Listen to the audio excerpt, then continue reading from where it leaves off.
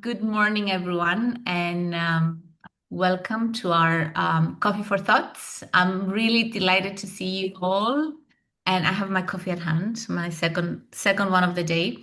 But before we begin, let me say a quick word about what Coffee for Thoughts actually are, which is a series that are part of this small social innovation special interest group within the ESPM innovation community that I'm co-leading with Elena from the University of Siena. And we created this as a space for short, kind of like coffee break length conversations with thinkers who can help us reimagine institutions, practices, and futures. So they're kind of very informal, kind of idea-driven encounters that are meant to kind of spark curiosity and dialogue, which is kind of the spirit of social innovation itself. So, but today's session is also connected to my own research project, Atlantis for short, which explore how scholars around the world think about the state of academia and the future of university. So a few months ago, I had the pleasure to speak with today's guest as part of my project, and that conversation stayed with me. I also remember we ran out of time, and so I really wanted to continue our conversation, but also share her voice and perspective with everyone. So today's conversation is the first of this four-part Coffee for Thoughts on the future of universities. And let me say now a few words about our guest, which is Dr. Monika Kostera, a titular professor in economics and the humanities and professor of management at the University of Warsaw. She also teaches as a visiting professor at Södertörn University in Sweden, Rennes University in France, and University Paris Nanterre. She's an elected member of the Sociology Committee of the Polish Academy of Science. So many of you might already know her work. She's internationally recognized for her contributions to organizational theory. She served as a co-editor-in-chief of Tamara Journal for Critical Organization Inquiry, and she's also the associate editor in Management Learning, the Journal of Management, Spirituality and Religion, and also Culture and Organization. Monika is also a poet and a member of the Erbache Poets Cooperative. So, Monika, thank you so much for joining us today. And before I give you the floor, I should just say that it was your book, The University of Hope, which will kind of center our conversation today, that personally drew me to her work. And I love what one of the reviewers has said about the book, which is who described it as, quote, a tapestry that weaves together a holistic vision of hope and a healing, authentic, human, and powerful antidote to the darkness in which academics often find themselves. So it feels like a good place to start. And maybe you could say a few words about this book and what is its central idea and what motivated you to write it. Thank you so much for inviting me, and thank you all for being here. It's a real pleasure, and I'm so happy to have the possibility to talk with you about this book. The reason that there are many reasons why I decided to write it, and it was a very long process. Like you mentioned, darkness. I was going through. Well, more or less the dark night of the academic soul. I couldn't find the reason for why things are functioning the way they are, or rather why they are not working. And we have to find our way despite the system being broken, basically. And we also carry the costs of this brokenness of the system. So for a very long time, I've been, like most of us, perhaps dealing with the consequences of this, and then trying to find a way through this darkness. And what triggered me to actually start thinking about writing this book was a conversation with a young scholar. He's a good scholar and a good human being, a young person at the beginning of his career. He loves books. He loves reading. He's interested in research. He's a person who is, well, should be looking forward to an interesting academic life, but he isn't. He feels broken, like he said. But there was particularly one sentence that that made me consider writing a book, and it was this: I wish someone would do something to make me want to do research again. Mm. It didn't feel good at all to hear this sentence. So, considering that there are other books aimed at other audiences, because these times we're living in, according to Zygmunt Bauman, these are times of the interregnum, when the old system isn't working, but we have no new system yet. So it's a time in between, and we anthropologists know that its liminality has lots of advantages. We can think through things, we can find our tribe, we can find our community, talk with others, but it's also an extremely difficult time, and we are faced with these difficulties mainly.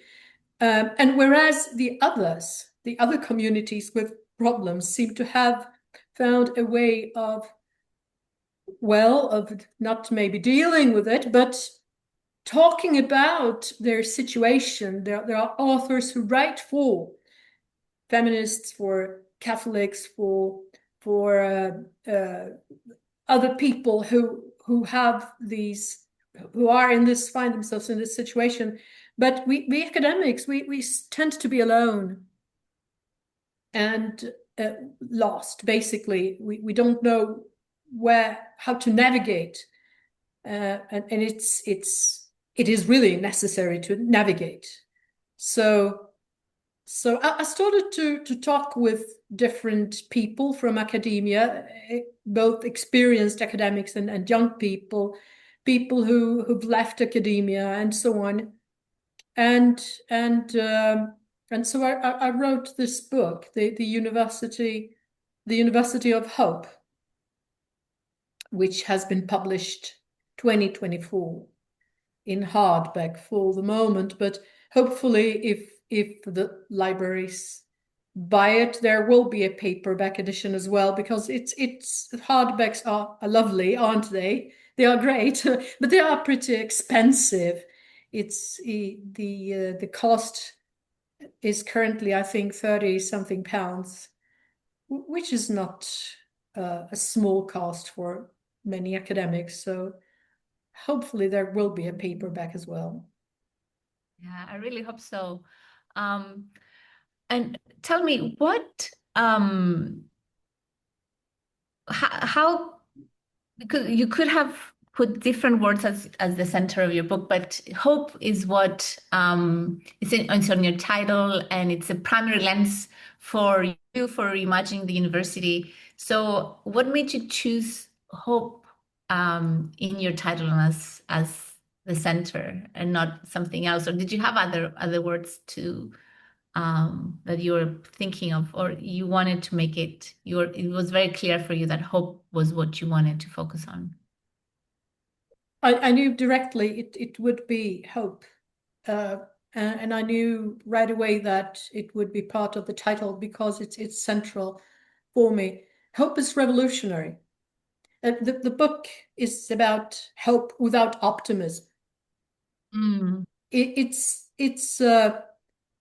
not about wishful thinking or small pink clouds of happiness. Quite the contrary. It's a book of darkness. But hope, according to Václav Havel, whom I'm citing here, and not just him, there are many others who use this idea of hope. Hope is is the willingness to pursue something, to persevere in the face of darkness, in the face of obstacles, not because things will work out well, but because they are not working. And it's Mhm. it's a it's a well the a reason why we keep doing different things, Yeah, and even though the circumstances are not good. yeah, this is you also describe hope as not a feeling, but as a practice. Can you say Yeah. about this? It's a distinction that is very compelling to me. Yeah, it's a way of being, or if you like, again, to return to the metaphor I used a moment ago, a compass, a way of navigating in different circumstances, that finding of a way through it. So where I am now, and I've seen a lot. I've been in different places, and I've been, you can say lucky, or you can say very unlucky, to see universities, different universities in different countries break down. I entered a university in Sweden and in France, in the UK, and in Poland, and I saw it working. That there were lots of problems in the old system. One of the big problems, the really big problems for people like myself, was that it was a closed system. It wouldn't let in women, really, not really. We could make coffee for everyone and look nice. It wasn't a role that I was satisfied with. So I was looking forward to a life of hard work and fighting against, or to change this for the better. It was a system that wouldn't, in many countries, not in my own, not in Poland, but in other countries, that was close to working class people, or people with working class origins, people from outside of the university academic elite. Again, like myself. So I knew firsthand that it was a very, very problematic system, which had to be seriously changed from the inside. But it was working. That there were many things that, like collegiality, the self-management of the system, and most of all, the belief in what we were doing in science, like the humanities, social sciences, and so on, the belief in that this was something good. So there were lots of discussions, and there was a life, a real academic life. We were having seminars, we were reading books, people were bragging about what they read, even if they didn't. Everybody was sort of had to have a position and have to have a voice in this conversation, and it was fascinating. But and then I saw each of these places where I've been just introduced, so to say, break down, and it was always a tragedy. The first time I saw it, I thought it was something individual. It was something personal, but it wasn't. The second time, the second time I had a déjà vu, and then I sort of this is how it is. And each of those organizations dies in its own tragic way. So it's not even, you can't get used to it. It's impossible. Mhm. Um, Yeah. so that's basically my path through the system that made me focus on the necessity to navigate through it all. Yeah. One beautiful aspect of your book is that you organized it around a set of virtues.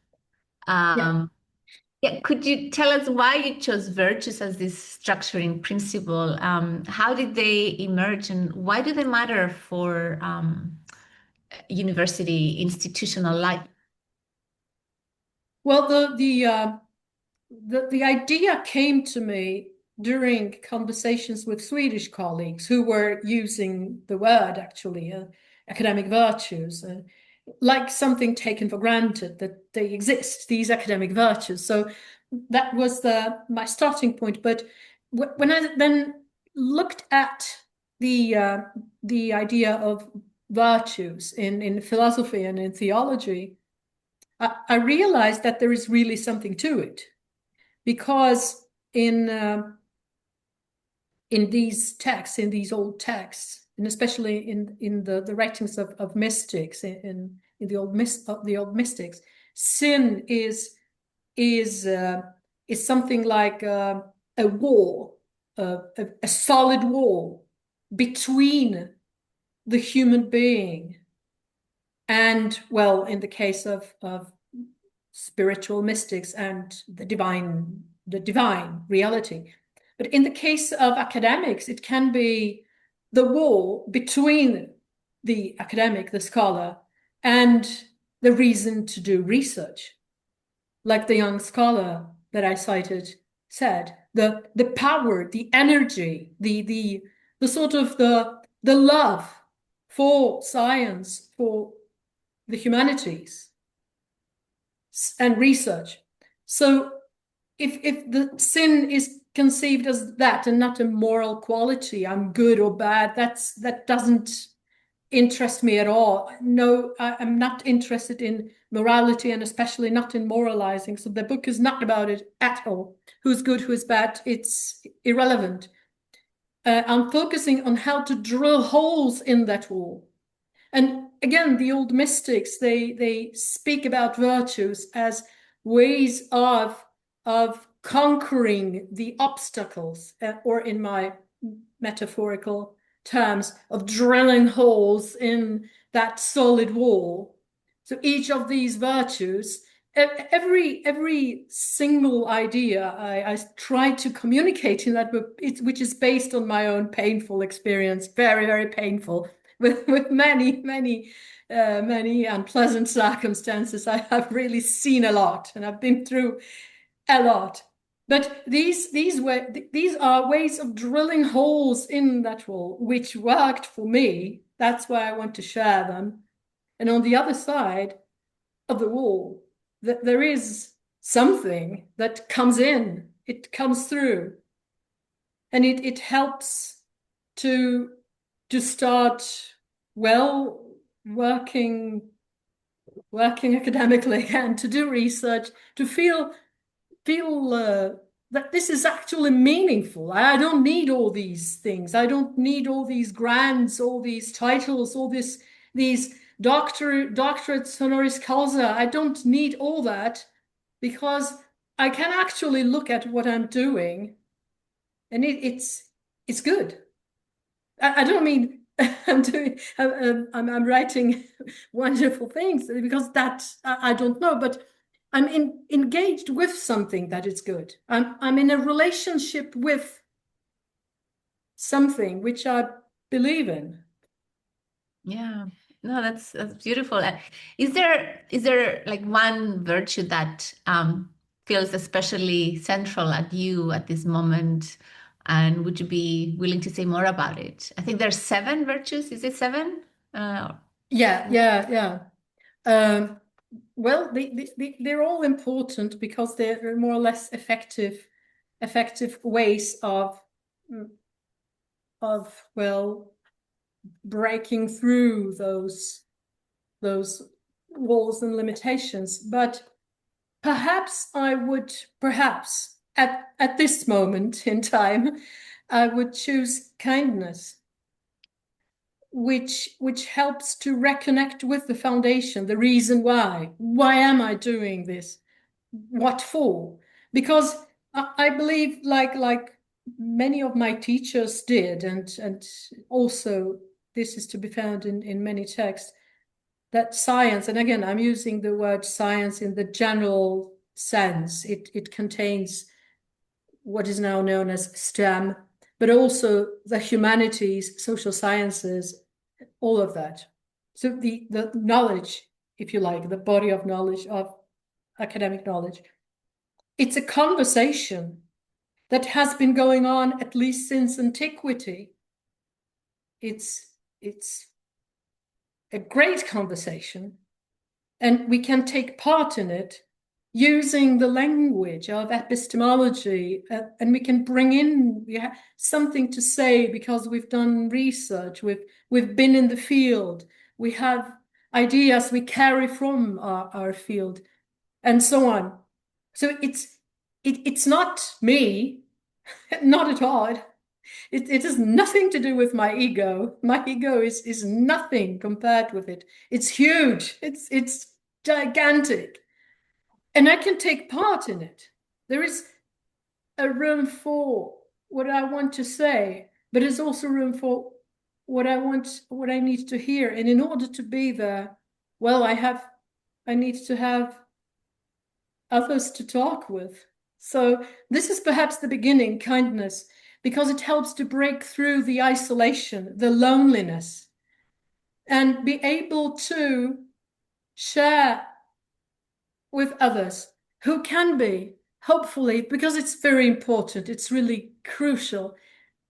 They have to be living people like you all.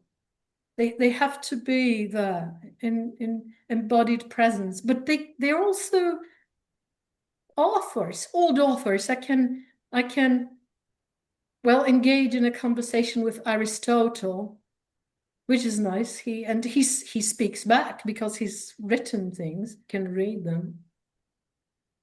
And yeah, that's why I think it's so important. Kindness was the one that I would also highlight, because one of the things that has come through my interviews is not kindness, but it was a related word, care. Um, Mm. um, yeah, a lot of people that I talked to, were lamenting for this lack of care and that universities should care more. Um, but I think this partnerships also makes me think about, the kind of the wider ecosystems which universities seeks. And many people, we've been thinking a lot about also the social innovation, or the university as a keynote in this kind of like larger knowledge making ecologies and innovation systems. So, drawing on your work in ethnography and imagination and humanistic management, how do these traditions shape your understanding of like what is university for around this ecology? Like, what's the purpose of the university? You're thinking. Well, I like the authors that I talk with in the book, whom I quote, and especially Eagleton expresses this thought very clearly. I believe the university is not really an organization, and it's definitely not a business, and it's a sort of an institution, but it's not an independent institution, so it cannot make it on its own. The private universities are problematic because they're dependent on the market.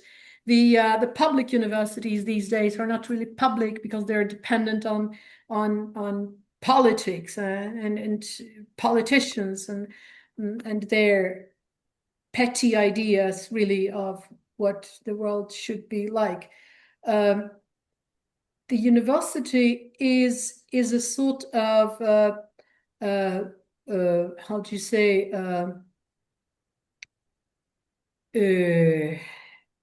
for some reason I can't find the English word. I have the French word in my head at the moment. It's a buffer. Yeah, it's a buffer between the present and the future, which means that uh, the human systems they don't have to, well, be driven by entropy or by any other trends.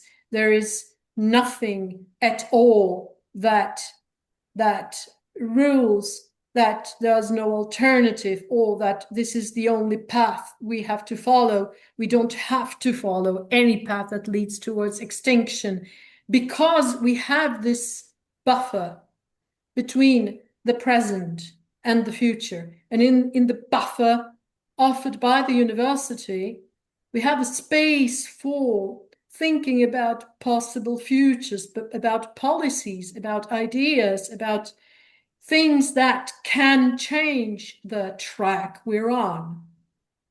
And especially systems theories, like Edgar Morin has this strong conviction that this actually makes sense, not just makes sense, but also makes a difference from a systemic point of view.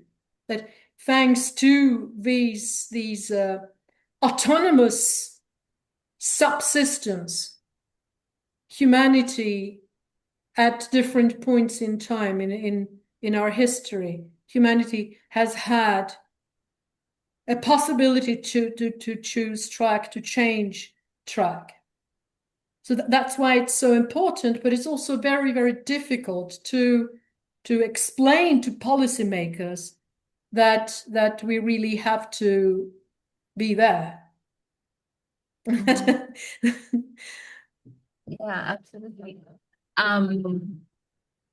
You it just like a question that that you have a very interesting way you talk about the elders in your book, or academics that are older and their role. How do you see, can you explain to us a little bit more about how you use elders and their role to play in your thinking, the role of academics that are towards, they're not the junior academics, for example? Because you see like lost opportunity, no, in using or in taking advantage of their wisdom in making the universities in the future better. Could you say a little bit more? Yeah, definitely. I have been very lucky because I had three excellent teachers. Uh, I still have two of them. One has unfortunately left us recently, Barbara Czerniawska. The other two are still around. And these are people who have much experience and who are willing to share this experience in a non-linear way with a student, with somebody who's willing to learn. But also the academic system, the university, should take care of these people, of these elders, but also of the idea of eldership, because that's a source of wisdom that's not purely rational, that it's not something that can be transferred because it's not information, it's not knowledge, it's beyond knowledge. It's a combination of a wisdom and care, if you like. So it's not purely rational. It's both rational and it has an important place in the imagination. And you can see it in many traditional societies. This role is very, very important. You can see it in the arts also. You can see it everywhere. And it used to be important in academia as well. But the neoliberal academia has gotten rid of eldership, thus completely destroying the continuity. But because universities, they have a dual role, which is very complicated. It's very, very complex. Of course it is. It has to be. On the one hand side, you have innovation and new ideas. But on the other hand side, you have continuity. You carry wisdom and knowledge from the past. And of course, these two are not easy to link together. But so what? Wisdom is not linear anyway, so it shouldn't be made linear because that doesn't make sense. It kills it. It destroys it. Duality is not a good mindset applied to complexity. Dealing with complexity should be rooted in an appreciation of Mm, multiple dimensions of it should be, and that's the role of elders. They are able to hold two opposites together in one. They are not scared of it. And that helps a lot to live with this this complexity. So instead of firing everyone who's over, say, 50, universities should take care to preserve the wisdom of the elders as much as possible. But of course, neoliberal managers are very much afraid of that, because the first that an elder says is that this too shall pass. mm. Yeah, this is very interesting, very provoking idea. I hope some university leaders think, or police leaders think about this. Um, but as we look in to the future, like one of the things that it's already affecting us is the rise of AI. I know you're not talking about it explicitly in your book, but I know you've thought about it, the rise in AI in writing, and it's kind of becoming a big part of many academics' research work, and it's reshaping the practices quite rapidly. So, in light of everything you've observed and what we've discussed, is like how do you see AI, and what gives you hope today against this environment where AI is getting a much more important role, or its role in academia is evolving and becoming more and more powerful. Well, it's many different things.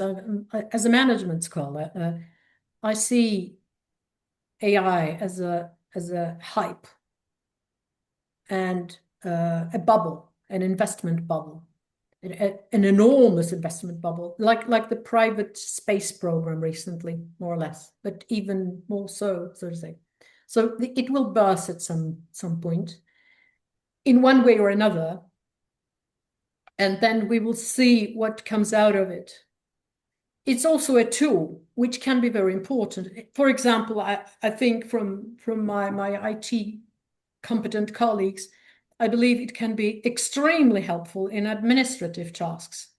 Why do we have to write complicated complicated budgets or syllabi or stuff like that when there is a tool that can take care of that? So perhaps there will be more useful applications of it. Who knows? Who knows? We will see what comes out of it when the bubble is over, from that point of view. From the point of view of knowledge, what we see now is a rapid destruction, really. So this is not any bubble. It's one affecting what we do, one affecting research, knowledge, academic conversations, in a very destructive way. And I don't want to go into details, but I guess probably most of us has this experience of being more or less compelled to use tools that we know are not good for the work that we do. I know that young scholars have been told, for example, well, no, I cannot, it's recorded, so I won't cite it, but you know what I mean. That there are things happening that should not be happening. Completely wrong, absolutely wrong. On the one hand side. On the other hand side, and this is something that came up during a conversation with my colleagues about teaching, in my Polish colleagues. And they said that, in a way, paradoxically, and not in an easy way, of course, in a very difficult way, but in a way, this trend provokes, or may provoke, or may inspire solutions that are, let's say, more creative and more constructive than what we used to do before the AI hype. For example, things like, but because there's been problems, we have to admit it, that there's been problems with plagiarism, with mindless writing, with, and I mean, if we cannot tell, many of us, if we cannot tell a text which is automatically written by AI from a text written by a human being, what does it say about the human being? Not about AI. What does it say about us? There's something profoundly wrong with ourselves if we cannot make this discernment. So it has been brewing for a long time. The students' essays have not always been nice to read, and they should have been, because this is learning, and learning is something human, it's something good. So this is perhaps the breakthrough moment when we can problematize all this. And sometimes we do. Some of us are doing that constantly. For example, explaining to students that we're going to do this differently. There won't be an essay for grading, but they have to prepare something, a small research project, and present it in class and then discuss it. Something that demands presence, that cannot be AI'd, that cannot be plagiarized, that something that has to be experienced. And uh, I have heard students saying that in the beginning we thought this was impossible. It's so difficult, but then sort of it's fun. It's good. It's learning is great. It's good. So it's like bringing back the idea of why we are there, what we're doing, and what comes out of it, really. Yeah, I mean that's a very hopeful note. I was going to ask you what brings you hope, but I think you've also answered it indirectly, which is this idea of that it will help us reflect more about what we've been doing to ourselves over the last decades, and maybe provoke, inspire solutions. Well, I know we have only 5 minutes left, so I don't know if there's any questions from people that have been observing, listening into this conversation, can share experiences or thoughts. Jennifer. Is it okay to just unmute, or you want us to write in the chat? Okay, I just asked. I wanted to ask a question. I was so happy that Kiki organized this event today, because I really wanted to ask you about what something I admire very much is your effort to do things differently. And I think one of those things is like writing differently. And what really pulls me into your work is this voice you have, or the writing style. And it seems like something you maybe have worked with over many years, but I just kind of wanted you to talk a little bit about how you came into your, I don't know, into the way that you write. If you can share something, that would be great. Thank you so much. It's a very difficult question, and the answer should be a long one, really. But I'll try to make it short. There are two things. One is difficulty. I always have this difficulty writing. It's resisting. So it's painful, and it's also physically painful. It makes me feel tired on the one hand, but on the other hand, it's love. I love writing. uh, and yeah. If if I may interfere, Monica, and just when I was rereading your